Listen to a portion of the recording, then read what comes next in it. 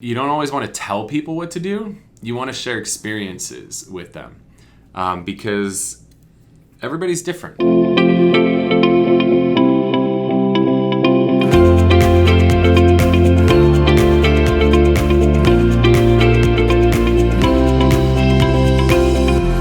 Welcome to the Whissel Way Podcast. My name is Kyle Whissel.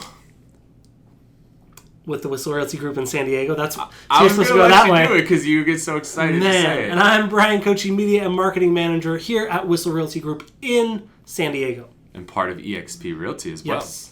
So the goal of our podcast, guys, is to give you all the tools, the techniques, the strategies that you need to go out there and crush it in your business, whether that be real estate, mortgage, or any type of business in general. We want to give you everything you need to be the best in the business. The way that this show works is you ask us questions, we answer them. If you want to ask us questions, best place to do that is on our Facebook group, The Whissel Way. If you want to get there, go to thewhisselway.com and you can join the Facebook group. You can subscribe to our podcast, our YouTube channel, or find out about upcoming video masterminds that we've got going on here in San Diego. And so, Bryan, what's the question today? So I kind of wanted to form this one off the idea, you say this a lot in our meetings, that is it iron sharpens iron? Yes, it's actually from the Bible, by the way. Yeah. So you say it, and Jesus says it. So cool. So it must be true. I mean, that's true.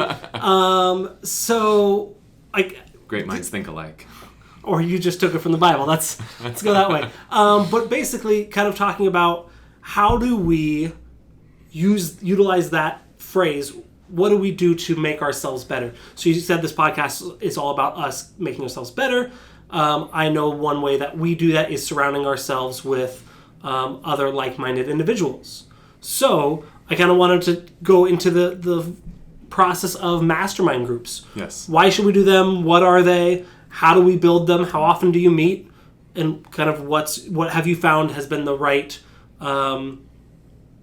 process? Is it in person? Is it over the phone? Is it video calls? Yeah. So I'm a huge mastermind fan. I spend a few hours a week in mastermind groups. It is honestly what has helped get me to the level that I'm at. And it's what's going to get me to levels that are beyond my wildest dreams. I'm such a big fan of these because this is the way that you can really level up in your life, in your business, in your relationships, all of that. So there's a lot of different ways to mastermind.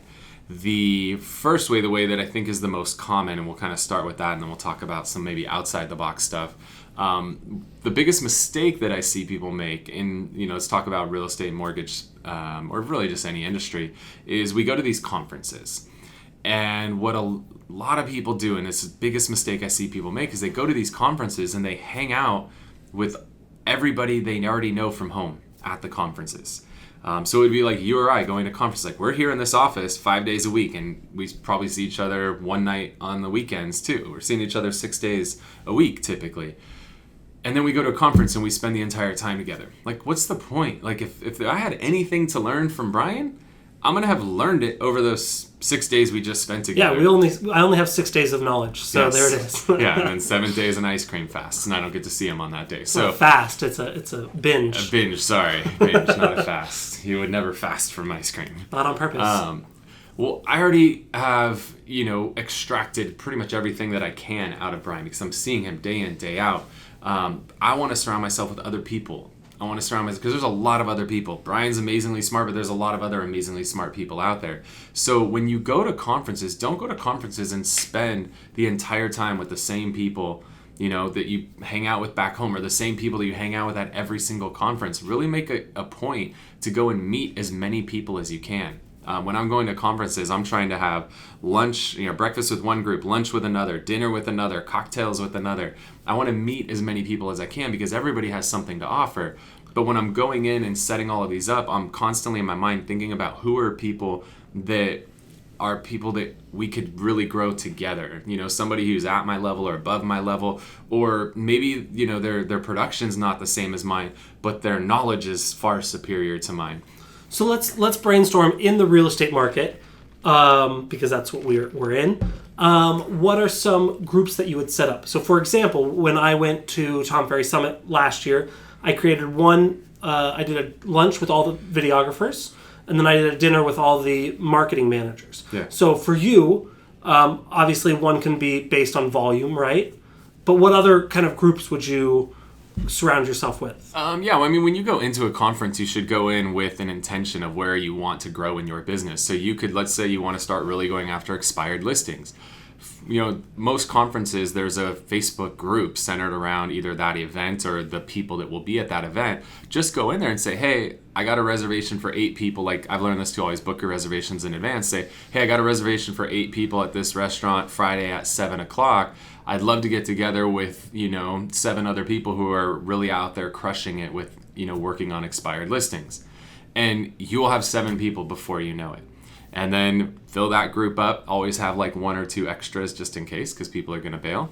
And what's the great size? I like 8 or less. Okay. And when I book reservations, I specifically request round tables. If you have 8 people at a rectangle table, you will have 2 4-person conversations going on. So round tables are clutch. You always want to request round tables. I'm a big fan of that. And then, all right, so that's what you got set up for Friday.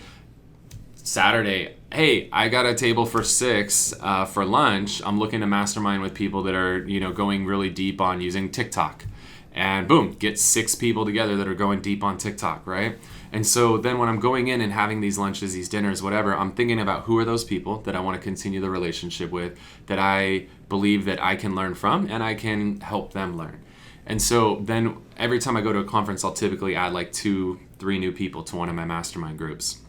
The format that I've found that really works the best for the mastermind groups, we do weekly 1-hour Zoom video chats. Zoom is great because 1, we can talk, but 2, we can also screen share. So a lot of times when we're on these things, we're like, hey, check this out. And you can load your screen up and show it. And then Brian could load his screen up and show what he's doing, all of that fun stuff. But we like to do those for 1 hour every week, same time, same date. Which is great. That way you have some consistency. I think it's important you have a minimum of like 6 people would be the bare minimum I would shoot for. Somewhere between 6 and 10. I think if you get more than that, it's too much. So 6 to 10 is kind of that sweet spot, because rarely are you going to have every single person on. You'll usually get about 50 to 75% of people on any given week. So if you only had a group of 3, well, you might have weeks where you're the only person on. So 6 to 10 I think is a good number. We do them every week. We also have a Facebook group that's has all the members in it. We like having that Facebook group. So and it's a private Facebook group. Is it secret, closed? They've changed names on it now. Oh, that's true. I think it's secret still. Secret means nobody can see it at all. So the only way somebody can get in it is you personally add them. A closed group, they could see it, but they can't get in it. So secret group, so nobody even knows it exists. And everybody's in there. And we like having that Facebook group so that if we did talk about something on the Zoom, and maybe we said like, oh yeah, I just sent this postcard out, it killed it. Now we can go in that Facebook group and upload that postcard so everybody has it.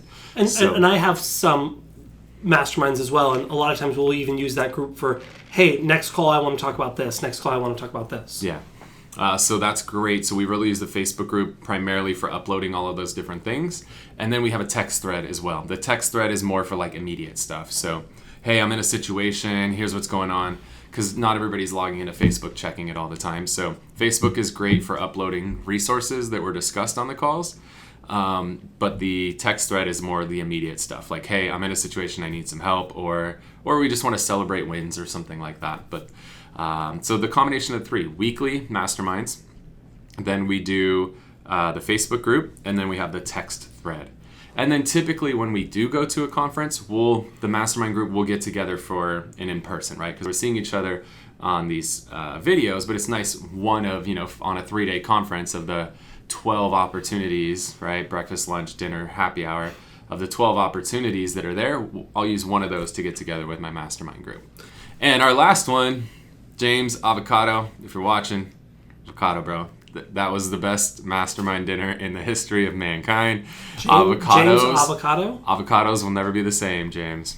If he's listening or watching, or anybody from that mastermind group, they'll get it. Cool. Thanks for including us in the inside joke. That's rule 101, rule number 1 of the podcast. Make sure you do inside jokes that no one else gets. I just want everybody to ask James Suarez about avocados.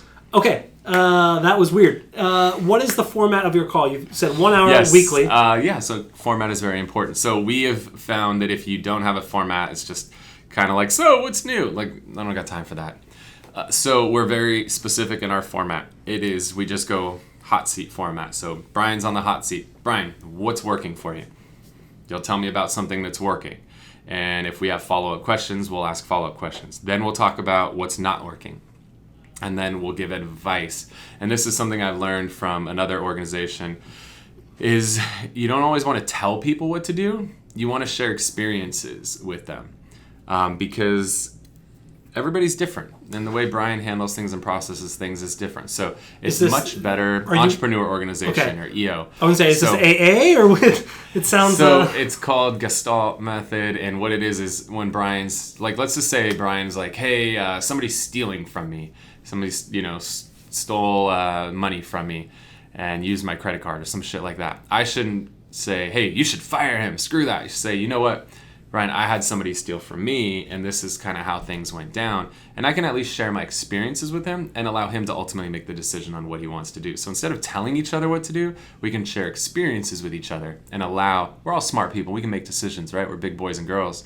But by sharing my experiences, it allows him to then make the decision based on the situation, because we don't always know the situation, right? I mean, he's giving me a 5-minute synopsis on the situation, but I don't know the 5 months of history that have gone into that 5 minutes. So it's better to share the experiences and allow that person to come to the conclusion themselves. So what's working well, what's not working well? And then third thing is something that you've gotten a lot of value out of recently: a podcast, an event, a webinar, a YouTube channel, a book, something along those lines that you've gotten a lot of value out of, that you think other members of the mastermind could get value out of as well. One thing that I've done in masterminds in the past, and I'm actually revamping it for this coming week, is we give ourselves kind of a singular task to look forward to above and beyond what we're already doing. And that way we're going to come back the following week and kind of, this is what we learned, this is what I like, this is what I don't like. And so, for example, this week we're going to be we talked about TikTok. None of us are super involved in it. I know you and I are about the same spot with uploading, kind of trying to figure it out. But our mastermind this week is saying, okay, let's everyone create an account, everyone upload something, look at things, and we'll kind of revamp or recap next week what we've learned. And basically, like you said, where we can kind of split off and learn different things, we can come back together, and instead of me spending 1 week, we all spend a week, and we learn 3 weeks of valuable information pretty quick. Yeah, so it's shortcuts the learning curve. That's what it's all about. Yeah. Other networking groups, like I mentioned, I'm an entrepreneur organization, which has been a huge game changer. What I like about that is it's not all real estate people. There's actually no other real estate people in my group, or forum as they're called, an entrepreneur organization. I'm in a group with 8 other people, all own businesses, all make over $1 million a year, and we get to learn from each other and share and mastermind with people that own a huge variety of different businesses, which is really cool, because when we meet with realtors all the time, realtors tend to think a certain way. They think in this lane and they stay in this lane, and there's a lot of other lanes that we could be in. So I like entrepreneur organization because it allows me to see these other lanes that other people could see that I'm not seeing because I'm stuck in my real estate lane. So there's entrepreneur organization, there's one called YPO, Young Professional Organization, Vistage, Sage. There's a lot of other groups like that out there. What's Jason in?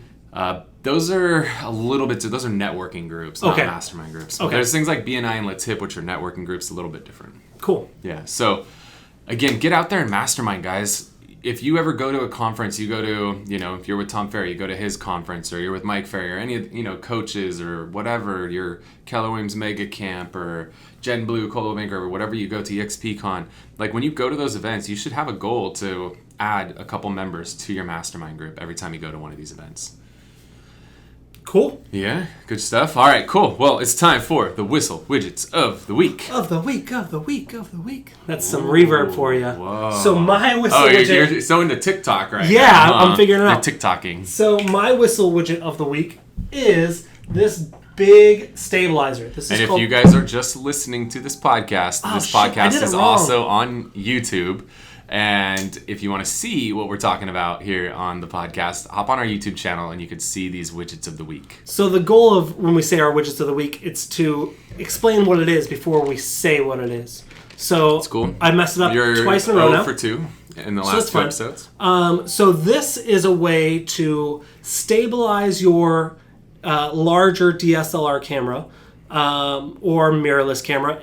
So that way, as you're walking, as you're panning or kind of just moving around, it's going to be stable, smooth footage rather than shaky footage. So this is a Ronin S stabilizer. Ronin makes a bunch of stabilizers that work for, they make a bunch of stabilizers. But this is the Ronin S. It's a vertical type stabilizer. We don't have the big arms on it. And I love this a lot for my... this is my Canon 5D Mark IV, and so when we do our Everything East County shows, whenever we're kind of walking and talking, this is my setup that I use. Okay. I think it holds like 12 pounds. It's got a little tripod on the bottom so I can put it down. Yeah, I like it a lot. Runs about $600, and it's just the bigger version of one widget you had a couple weeks ago, which was the Osmo Mobile 3. That's for phones. This will do something bigger, things like cameras, DSLRs, mirrorless cameras, stuff like that. Good stuff. Well, my widget of the week is a device that I like to use when I'm at the office that allows me to ensure I never have a dead battery on my phone, but also keep up to speed with what's going on my phone. Most people when they're at the office are either not charging their phone and then they run out in the field and they have a dead battery, which having a dead battery sucks, or they have their phone plugged in to a cable and every time a call comes in or they need a text, they have to unplug their phone and pick it up, which is a pain in the butt. So I use this little device right here.